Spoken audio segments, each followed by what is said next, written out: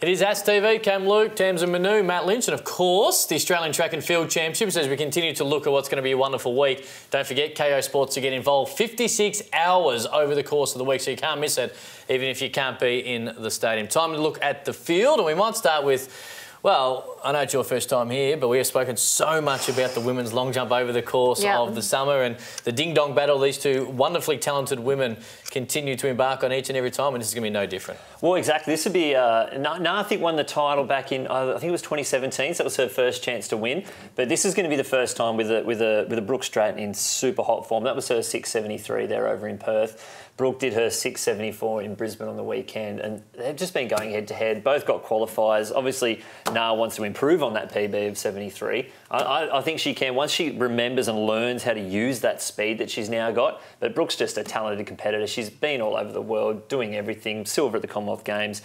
I'm looking forward to also the bronze medal battle. So Andrea Thompson from the ACT, she jumped 640 on the weekend. Yeah. Annie Maguire's only, I think, 18 this year, 630. Samantha Dale, 622. So they're bringing all these girls in and along with them along the ride, and you know maybe we can get more of that 672. It's a big ask, but why not? Well, success breeds success.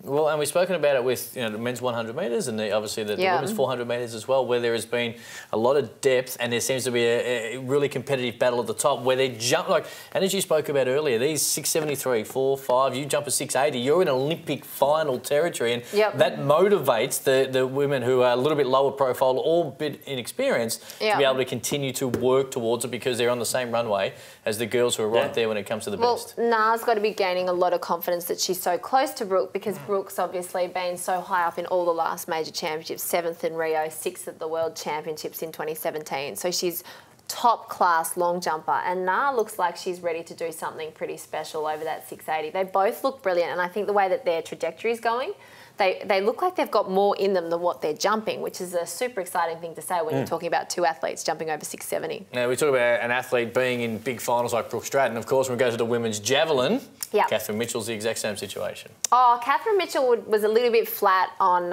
in the Queensland Track Classic. She didn't throw it anywhere near as far as she'd like to have thrown, but she is in ripper shape. She's had a training camp in Africa. She said that she's ready to throw really far, and I think we're going to see a different Catherine Mitchell out there at the National Championships because there's a championship on the line.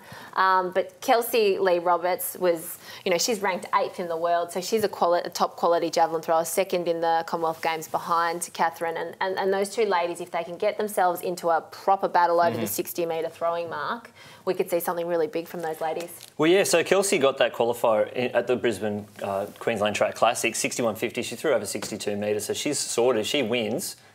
She's automatic, and I want to say she hasn't qualified yet, but Catherine automatic anyway. She threw 60 metres on a bad day. Yeah, exactly. Throwing in there, Mackenzie Little, who's over at Stanford University, she won the NCAAs last year. She's another one who's thrown over 60 metres, and I think she'll be one to watch to get that qualifier as well. Men's pole vault, Curtis Marshall already 3 times a world qualifying mark this particular year in Perth a little while ago and a couple overseas. But are we going to see him this weekend or this week? Well, we have heard that he is competing, but only off a short run-off of 8 steps. Okay. So because he's got that qualifier, he just needs to win to be automatically added to the team. But obviously he's not going to have it his own way. All his training partners are there. It's pretty much just a battle of their training group.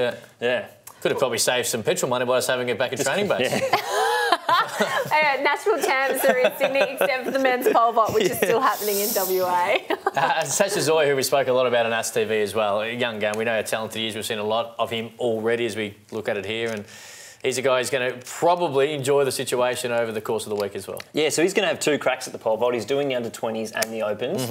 So he's probably going to be, eyeing off that 5.55, the world under-18 best. So if he can get that in the start of the week, maybe we'll see him again in the opens later on in the week. But he's also featuring some of the sprints in the 100 and the 200, and he can sprint. He's a 10.6, 21.1 guy. So if he can, and I think he's going to feature in the hurdles as well. So he's got a pretty big program. He's going to use up all 7 days. Yeah, I'm so excited about this youngster. His mum was an elite snow skier from France, and his dad was a Zimbabwean-born musician. But he is just a talent across the board. I actually think his hardest decision in track and field is picking an event. What did his dad play? Was he a singer? Was he vocal? Was he? I don't know enough about his music. I'm going to have to ask him. If I get to interview him over the course of the week, I will be asking him. It's a hell of a background. I know. It's definitely a hell of a background. But I think he's got a lot of help from his mum, who's helped him with the mental aspects of competing. But whatever she's telling him to do, it's definitely working. Matt Denny, who we spoke about, of course, earlier in AthsTV, he's right on the cusp of a world qualifier. 65 metres. Does he finally break through and end while it's been consistent? A little bit of the frustration? Yeah, and I think he'll hit the 65 this weekend. I was saying before, it's a fast circle down at Sydney. Danny Stevens throws amazing all the way down there. Every time there's a Sydney Track Classic, she's knocking out 66+ metres. And, you know, it would have been good if Danny, she's throwing. That's why she's not here with us, because she's finally back throwing. She would love to be competing, obviously, with the home nationals right in her own backyard. But I think he's going to get it there. If there's a nice little tailwind for the sprinters, that's a headwind for the throwers. I think the conditions will be good enough for a 65+. The only thing I'd say that is, once he does do it, just get ready for the biggest roar ever, because I think he is just building for this moment. So when he gets over that 65 metres, I reckon the crowd's going to know about it. Lynchy, field?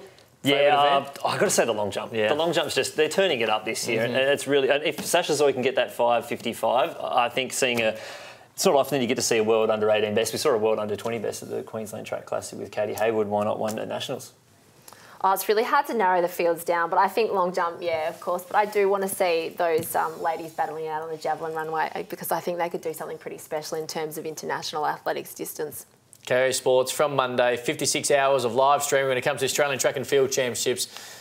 All thanks to, well, the Coles Summer Super Series as well. We are done and dusted for AthsTV, so Lynchy, thank you. Yeah, thank you. We saved the best for last as well. Tamsin Manu, thank you for dropping in. It's been... Thank you for having me. A wonderful summer of athletics. Can't wait for the Australian Track and Field Championships on Kayo. Don't miss a beat.